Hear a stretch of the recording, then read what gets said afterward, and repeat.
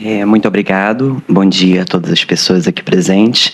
Primeiramente, eu gostaria de parabenizar o Supremo Tribunal Federal, na figura do ministro Cristiano Zanin, pela realização da presente audiência pública de temática urgente em nosso país.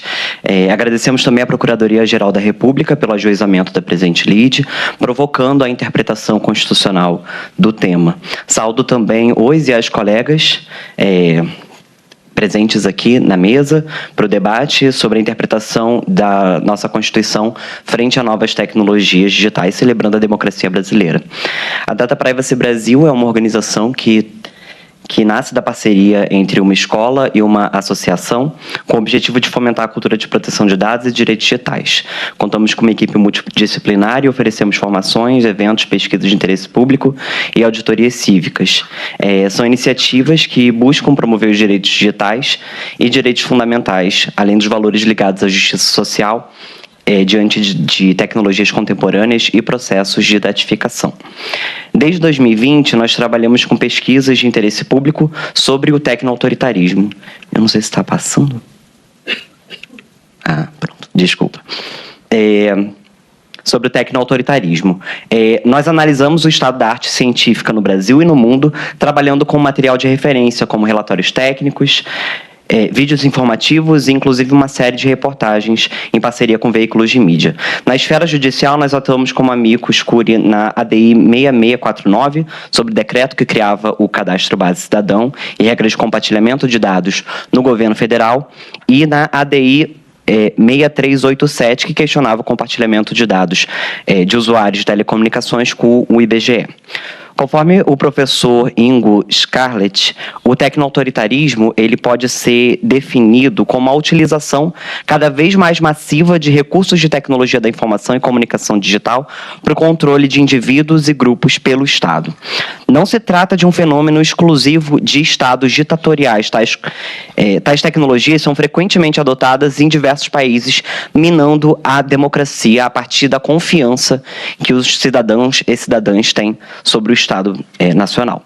Ao longo desses 4 anos, nós atuamos em diversos episódios que foram decisivos sobre o uso dessas tecnologias no contexto político brasileiro. No caso Pegasus e Arpiatec, nós percebemos uma confusão entre spywares e OSINTs, sendo necessário reforçar essas diferenças entre tais categorias. Enquanto o Pegasus era um software capaz de monitorar informações de celulares em alvos, o Arpiatec apresentava recursos que coletava de forma automatizada milhares de informações públicas na internet para a criação de perfis de alvos e monitoramento de seus rastros online. No caso da ABIN Denatran, sobre o pedido da agência de CNHs de todo o país, nos mostrou riscos agudos no uso secundário de dados sem devidos parâmetros constitucionais, inclusive ainda que utilizados por agências de inteligência.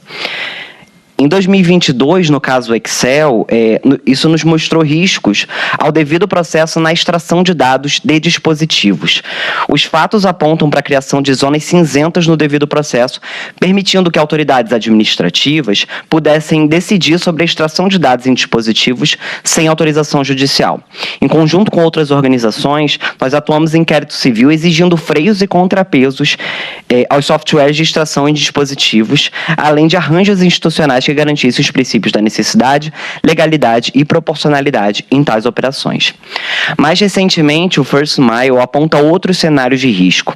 Por ser um software que explora vulnerabilidades em protocolos de telecomunicações, a sua aquisição pelo Estado brasileiro viola não apenas normas constitucionais de privacidade, de proteção de dados e da autodeterminação informativa, mas também normas do setor de telecomunicações, direitos de livre associação, liberdades civis e políticas. Evidências do uso desse software foram identificadas no Mianmar e no Sudão, culminando inclusive em monitoramento massivo e prisões. Atualmente, nós trabalhamos com o tema de spywares na Iniciativa de Defesa Digital, um projeto junto ao Internet Lab, para promover um debate qualificado sobre ferramentas de vigilância, trazendo elementos que possam fortalecer o debate e proteger direitos constitucionalmente garantidos, a proliferação sem controle dessas ferramentas em nosso país.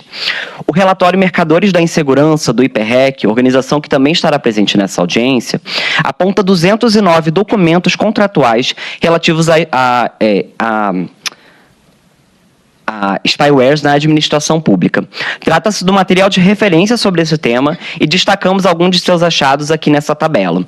Seu material será referenciado aqui em nossa petição enquanto amicus curiae. Diante dos casos expostos, fica evidente a relevância jurídica do debate de spywares. Eles podem ser definidos como programas com capacidades intrusivas de extração de informações e invasão em dispositivos ou sistemas eletrônicos.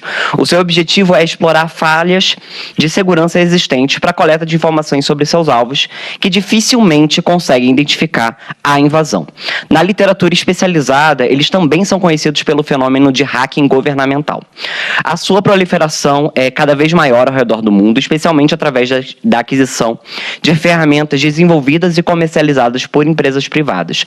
Apesar de afirmarem o seu uso lícito, a Relatoria Especial da ONU sobre Contra-Terrorismo e Direitos Humanos aponta que a proliferação sem salvaguardas dessas tecnologias foi utilizada para perseguir jornalistas, ativistas, oposição político e mesmo cidadãs e cidadãos.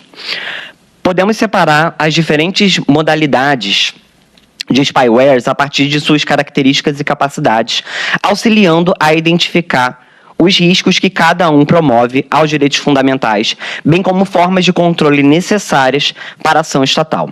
No Brasil, nós temos dezenas de exemplos que precisam ser analisados em detalhe, inclusive considerando quais órgãos detêm as ferramentas, ponderando se elas estão de acordo com as suas competências legais. Com base no extenso levantamento do IPREC, nós desenvolvemos uma tipologia de análise de impacto a direitos fundamentais. Eu destaco que essas tipologias que nós vamos apresentar aqui, elas são utilizadas mais de uma vez em cada ferramenta. Então, diferentes ferramentas podem ter mais de uma dessas categorias que nós trabalhamos. A primeira que nós destacamos são software de extração de dispositivos que são capazes de extração lógica e física em dispositivos eletrônicos, sejam celulares, computadores, cartões, SIM, SD, entre outros. Isso significa que podem extrair todo o sistema de arquivos ou mesmo arquivos selecionados de acordo com a aplicação utilizada, como redes sociais, aplicações de mensageria, navegadores, entre outros. Trata-se da maior parte dos contratos localizados pelo IPREC, sendo utilizados por uma gama de órgãos públicos ao redor do país. Esses dispositivos exigem a presença física do aparelho e precisam de salvaguardas específicas para a garantia do devido processo legal, especialmente no que tange à cadeia de custódia. A segunda categoria que nós trazemos são spywares de exploração de infraestrutura, que elas utilizam a invasão em infraestrutura de redes públicas ou privadas por meio de falhas em protocolos que deveriam ser compartilhados apenas por operadoras de telecomunicações. Um exemplo dessa categoria é a ferramenta First Mile, capaz de monitorar a movimentação de até 10 mil alvos. Outro de destaque é o GI2, que é capaz, inclusive, de ativar microfones remotamente e identificar a localização desses alvos. Ambas são da empresa Cognite e há relato de uso para monitorar autoridades, jornalistas e ministros do STF. Um outro exemplo foi a denúncia de monitoramento de servidor do IBAMA, responsável por ações de combate ao garimpo ilegal na Amazônia. Nós trazemos também software de derrubada de chaves criptográficas que rompem os mecanismos de defesa de dispositivo. Outro também sobre infração de informações deletadas, que recuperam arquivos que foram deletados em dispositivos. Extração de sistemas em comunicação em nuvem, que são capazes de extrair dados de ferramentas como Facebook, Google, iCloud. E outro também que nós destacamos é uma categoria que extrai informações por inferência. Essas ferramentas têm um grau invasivo altíssimo. Elas são capazes de processar dados, gerando informações novas em análises complexas a partir das informações coletadas nos dispositivos. Elas podem reconhecer padrões em mensagens de aplicação e mesmo fotos, reconhecendo pessoas, frequência de encontros e contatos, além de unificar os seus bancos de dados. Seus critérios são opacos e podem criar enviesamentos nas investigações, além de automatizar ainda mais a vigilância de indivíduos e grupos sociais. Pode ser especialmente perigoso para a perseguição por motivação política ou outros marcadores raciais. Nos casos, marcadores sociais. Nos casos de reconhecimento facial, a literatura recente demonstra que existem vieses incorrigíveis nos códigos capazes de perpetuar crimes raciais a partir da tecnologia. São as ditas tecnologias mais avançadas avançadas, mas com risco altíssimo na sua utilização e controle.